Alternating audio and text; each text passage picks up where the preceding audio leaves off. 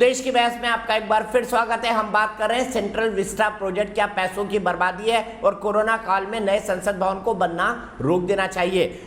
इसी पर बात करते हुए चुनाव की बात हुई कि बीजेपी चुनाव में व्यस्त थी और विवेक श्रीवास्तव जो कि लेफ्ट के नेता है, मैंने उनसे सवाल पूछा कि सबसे पहली लहर, दूसरी लहर केरल के अंदर आई थी जब वहां चुनाव चल रहे थे।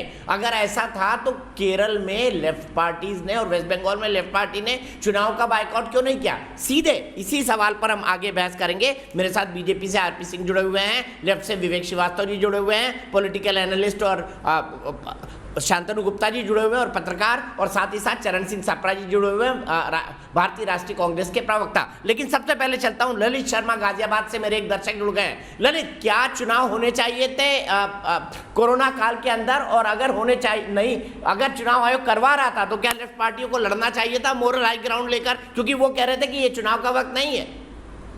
उस समय चुनाव को तुरंत रोक देना चाहिए था, क्योंकि इस महामारी को देखते हुए सरकार को तुरंत कदम उठाना चाहिए था। और रहा सेंट्रल विस्टा के प्रोजेक्ट का सवाल, तो सेंट्रल विस्टा के प्रोजेक्ट कुछ समय के लिए सरकार को तुरंत रोक देना चाहिए, जब तक देश इस महामारी से बाहर नहीं आ जाता। जब तक इस देश में अभी इस देश को वेंटिलेटर की जरूरत है, डॉक्टर की जरूरत है, हॉस्पिटल की जरूरत है। हॉस्पिटल के बाहर हजारों मरीज अभी भी दम तोड़ रहे हैं, ऑक्सीजन की कमी से, डॉक्टरों की कमी से। ये आपदा का समय है। इस समय हमें देश की जनता की जान बचाने पर ध्यान देना चाहिए, ना कि चुनाव पे। ठीक है, सीधे मैं विवेक श्रीवास्तव जी के पास चलता हूं। विवेक Srivastava ji, moral high ground लेने में तो आप माहिर हैं, तो आपको पश्चिम बंगाल और केरल, जब वो केरल में तो सबसे पहले दूसरी लहर आई थी, वहां पर चुनाव का बायकॉट कर देना चाहिए था। क्या देना चाहिए था? कोरोना है, हम चुनाव नहीं लड़ते, और शायद सत्ताधारी पार्टी न लड़ती तो चुनाव आयोग को चुनाव को पोस्टपोन करना पड़ता। नहीं, ये मोरल हाई ग्राउंड क्यों नहीं लिया आपने? बिल्कुल नहीं सर, ये एक एम्बिगुअस सा आपका सवाल है। आपका सवाल होना चाहिए प्रधानमंत्री से कि प्रधानमंत्री मोरल हाई ग्राउंड लेने में आप टॉप हैं।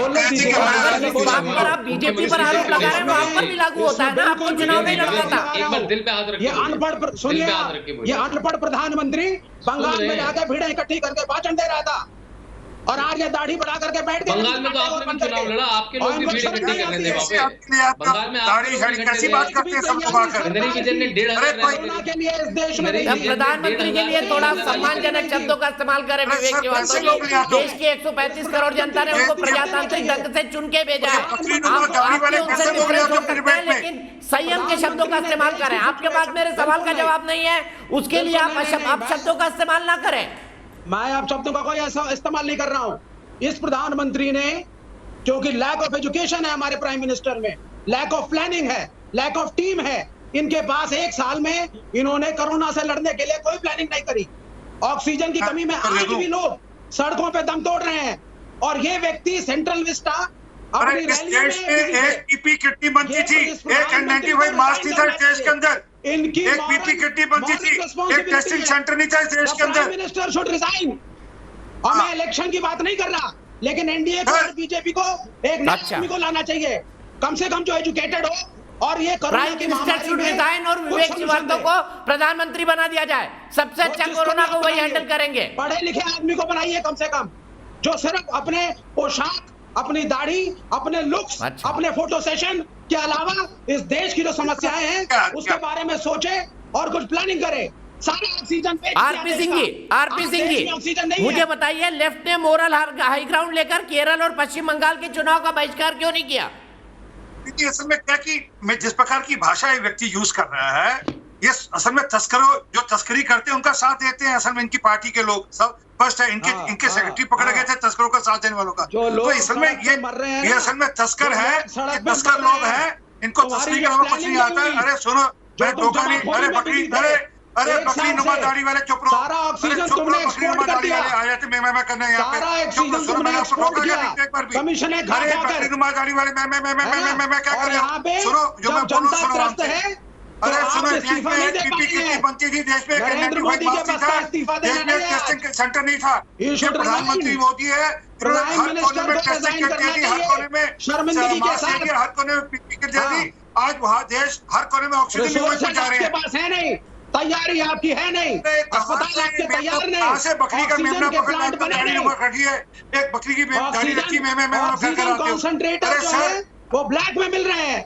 ऑक्सीजन सिलेंडर ब्लैक में मिल रहे हैं। ये देश का दोस्त है और प्रधानमंत्री रिजाइन नहीं कर रहा है। वो राहुल गांधी के दोस्त पकड़ के बैठा हुआ है जो पकड़े गए हैं, आपके सहयोगी पार्टी के दोस्त है जिनका इलेक्शन लड़ रहे थे, आपकी तैयारी नहीं थी। वो उनके दोस्त है, एक साल से पार्टी होस्ट करते हैं सोनिया गांधी और राहुल गांधी के लिए। आप कुंभ मना रहे थे, वो नवीन एक साल से आप हिंदू मुसलमान जो ब्लैक मार्केटिंग कर रहे एक थे। साल तक आपको कोरोना की बीमारी के बारे में कुछ नहीं पता था। आप सो रहे थे, आपको सब स्लीपिंग मोड कुछ में थे। आप तो सोने की तस्करी कर रहे थे, आपके नेता तो सोने की तस्करी कर रहे थे। मैं प्रधानमंत्री हूँ ना मेरी पार्टी देश चला रही है। आपकी पार्टी देश चला रही है और आपने कोरोना के लिए कोई तैयारी नहीं करी। सारा ऑक्सीजन कमीशन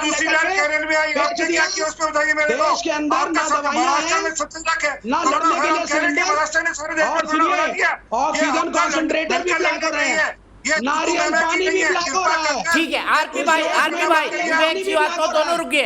विवेक जी सबके बीच में मत बोलिए प्लीज, सबके बीच में मत बोलिए। विवेक जी अपनी अपनी बात करिए। आरपी सिंह भाई विवेक भाई दोनों रुकिए। शांतनु गुप्ता के पास चलता हूँ। विवेक श्रीवास्तव का लॉजिक आपके गले उतरता है शांतनु जी? देखिए मैं पिछले 2 हफ्ते मैं 1 मिनट में आ रहा हूँ, 1 मिनट में आरपी भाई आपके पास आ रहा हूँ। दीपक भाई जब से ये 2-3 हफ्ते से प्रचंड हुई है वेव, ये बड़ा कन्वीनियंट सा आर्गुमेंट आ चुका है। ये भूल चुके हैं कि स्टेट का सब्जेक्ट है हेल्थ, पब्लिक हेल्थ भी स्टेट का सब्जेक्ट है। केरला में कैसे केस है, महाराष्ट्र में कैसे केस है, सबने कन्वीनियंट आर्गुमेंट ढूंढ लिया है कि बस मैं इसे इंग्लिश में कहते हैं कि थ्रो द हॉट पोटैटो, तो ये मोदी की थाली में डाल दो, मोदी झेल लेंगे। तो बड़ा कन्वीनियंट सा आर्गुमेंट है, लेकिन जनता देख रही है। पिनराई विजयन ने भी 1,500 रैली करी है एक नुक्कड़ सभा में लाके, उन्होंने क्यों नहीं रोक दी? केरला में जैसे आपने दीपक भाई कहा सेकंड वेव निकली है, केरला में आज ही 9 दिन का लॉकडाउन क्यों करना पड़ा पिनराई विजयन को? तो इस समय देखिए जनता समझ रही, विवेक भाई आप एक चतुर हैं, चतुर प्रवक्ता है, पार्टी की तरफ से आते हैं, लेकिन इस समय जनता समझ रही है अब केवल मोदी जी पे ढीकरा फोड़ के कुछ नहीं होगा। सेकंड वेव ही जिसका प्रेडिक्शन कोई नहीं कर पाया। अमेरिका के हॉस्पिटलों में ऑक्सीजन खत्म हो गई, इटली के हॉस्पिटलों में ऑक्सीजन खत्म हो गई, बेड की कमी हो गई, बहुत सारी व्यवस्था। आपने ऑक्सीजन एक्सपोर्ट किया है देश देने में। से कुछ नहीं होगा, आप ऐसे तर्क देने से विवेक कुछ नहीं होगा। ऑक्सीजन एक्सपोर्ट हुआ आपके केरला के हॉस्पिटलों में क्यों नहीं ऑक्सीजन कम हुई बताइए? केरला के हॉस्पिटल में ऑक्सीजन कम क्यों हुई? प्रिपेयर्ड थे, लेफ्ट की सरकार केरला के हॉस्पिटल में कम हुई, इसलिए केरला बचा रहा। पिनराई विजयन से बात करिए, केरला के हॉस्पिटल में ऑक्सीजन कम हुई, सब में कर रहे थे सर, मेरे पास खुद मैसेज आए, मुसलमान कर रहे थे। समस्या ये है 1,500 रैली पिनराई विजयन ने क्यों करी? भाई साहब केरला के ऑक्सीजन, केरला के अंदर ऑक्सीजन पर्याप्त मात्रा में रहा, 1,500 बाकी राज्यों में नहीं रहा। पिनराई विजयन ने सेंट्रल 1,500 गवर्नमेंट जो रैली है, क्यों करी? सुनिए, अरे उन रैलियों में और आपने जो बंगाल में जो धूम मचाई है, दोनों के फर्क को समझिए। जो ऑक्सीजन सरप्लस केरला ने अन्य राज्यों को दिया है, केरला से निकली, सुनिए आप पहले, सेकंड वेव सुनिए केरला आप से पहले। निकली है। अच्छा विवेक भाई अब मेरा कहने का मन कर रहा है, आप कह रहे हैं पिनराई विजयन और प्रधानमंत्री की रैलियों में अंतर था, तो मैं सिर्फ एक लाइन कहना चाहता हूँ, केरला के अंदर ऑक्सीजन मेरा कुत्ता कुत्ता आपका कुत्ता टॉमी, ये कैसे हो सकता है बताइए? मेरा कुत्ता कुत्ता आपका कुत्ता टॉमी, पिनराई विजयन की रैली टॉमी और प्रधानमंत्री की रैलियां कुत्ते की रैली की तरह, ये क्या लॉजिक है? दूसरी बात ही बता दीजिए ना सर, कोरोना रैली देख के आता है, अरे पिनराई विजयन की रैली में नहीं आएगा और मोदी जी की रैली में आ जाएगा। देखिए ये कहानियां हैं, आपने इसको मिसमैनेज 1,500 रैली पिनराई विजयन ने की, उसको आप नहीं गिनेंगे। प्रधानमंत्री की 25 रैली आपको दिखेंगी, इसको डबल स्टैंडर्ड बोलते हैं। विवेक श्रीवास्तव जी इसको डबल स्टैंडर्ड बोलते हैं। मैं सीधे आरपी सिंह जी से जवाब ले लेता हूँ, ये वही बात हो गई, मेरा कुत्ता कुत्ता आपका कुत्ता टॉमी। देखिए बिल्कुल पिनराई विजयन की एक रैली की फोटो दिखा रहा हूँ जिसमें किसी ने मास्क नहीं पहना, किसी ने मास्क नहीं पहना। पिनराई विजयन की एक रैली की फोटो आपके स्क्रीन पे दिखा रहा हूँ, किसी ने मास्क नहीं पहना, मतलब औपचारिकता के लिए किसी ने मास्क नहीं पहना। ज्यादा ना दिखाइए, केरला के पास ठीक है आरपी के पास चलते हैं, आरपी जवाब दीजिए, फिर चरण सिंह सप्रा जी के पास जाएंगे। टाइम्स ऑफ इंडिया में लगी फोटो है, मेरी अपनी फोटो नहीं है। मैं एक तो मैं चाहूंगा कृपा करके ठीक है आरपी सिंह फिर चरण सिंह सप्रा। आरपी सिंह जी बताइए। मेरी विनती है, मैं बीच पे बोलता नहीं है, बीच पे बोल देते हैं। बकरी नुमा दाढ़ी वाले आप एक बकरी बिठा ली है आपने, खूब आकर मेमना करती है यहाँ पे। कृपा करके बीच में मत बोलिएगा, आपको सुन लिया हमने। हकीकत ये है कि ये लड़ाई, मैं अब वापस कह रहा हूँ, हाथ जोड़ के विनती करूँ, ये लड़ाई मिलकर लड़ने की है। चरण सिंह छापरा जी, सोनिया गांधी जी के पास, राहुल गांधी के पास कोई पॉजिटिव सुझाव हो, वो पॉजिटिव सुझाव भेजे।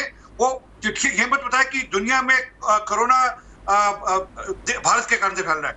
सबको पता है ये कोरोना, ये बैठे ना लेफ्ट वाले, इनकी जो चाइना है उसकी देन है। जिस टेक्नोलॉजी को मानते हैं उस चाइना की देन है ये आज पूरे दुनिया में। रिजाइन कर दीजिए, सर्कुलर पार्टियां सरकार बना लेंगी, कोरोना को भी देख लेंगे। फिर शुरू हो गया, आप रिजाइन कर दीजिए ना, अरे वो मतलब नरेंद्र मोदी को बोलो रिजाइन कर दे। मैं क्या करती हूँ? हाँ, ये दुनिया में सेकुलर जो पार्टी देन आ है जाएंगी, वो सबको हम कोरोना बताया भी कि संभाल लेंगे, आप देश भी भारत संभाल की लेंगे। बदनामी कर आपके बस का नहीं है, वाहवाही नहीं कर सकते। आपके बस का कृपा होगा तो करके- लोग तो सड़क सड़क पे ही दम तोड़ अरे देंगे। यार, आपको थोड़ा आप तो बोलो। भैया रिजाइन करवा दो नरेंद्र मोदी से। कोई बेहतर आदमी पढ़ा लिखा है अरे चाइना तो के उसको बना लो, चाइना का और नहीं पढ़ा लिखा है तो कृपा करके देश को छोड़ दो, हम देश संभाल लेंगे, हो गया, हम देश भी संभाल लेंगे, सरकार भी संभाल लेंगे, मिस्टर और कोरोना को भी संभाल लेंगे। पूरी दुनिया को कोरोना आपने दिया, नहीं, सबको पूरी पता है। दुनिया में ये मत हो गया। सिखाओ। ठीक है, ठीक है, आप दोनों रुकिए, आप दोनों रुकिए। मैं चरण सिंह सापरा जी के पास चलता हूँ। चरण सिंह सापरा जी, अगर आप प्रधानमंत्री पर पूरा दोष दे रहे हैं तो दोष आपकी राज्य सरकारों का भी है, क्योंकि हेल्थ तो स्टेट का सब्जेक्ट है ना।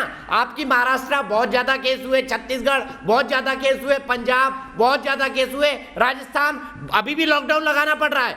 आज हाईएस्ट केसेस जयपुर के अंदर आए हैं। अब आप बताइए इसका क्या डिफेंस है? यहां के लिए भी मोदी जी जिम्मेदार है क्या? केंद्र सरकार बहुत कन्वीनियंटली गोल्ड पोस्ट अपना चेंज कर लेती है। पहले कहती थी कि पब्लिक हेल्थ जो सब्जेक्ट है, कृपा अब सुनिए ना, यहाँ से किसानों पब्लिक को हेल्थ मत जो भेजे। सब्जेक्ट है, अभी फिर आ रहे हैं किसान, आप आप किसी भेजो को वहां लीजिए। से, ट्रकों में भरकर किसान भेज रहे हो, बसों में बसकर किसान भरकर किसान भेज रहे हो। अच्छा, अभी मैं बोलूं? आप तो कोरोना अभी मैं बोलूं?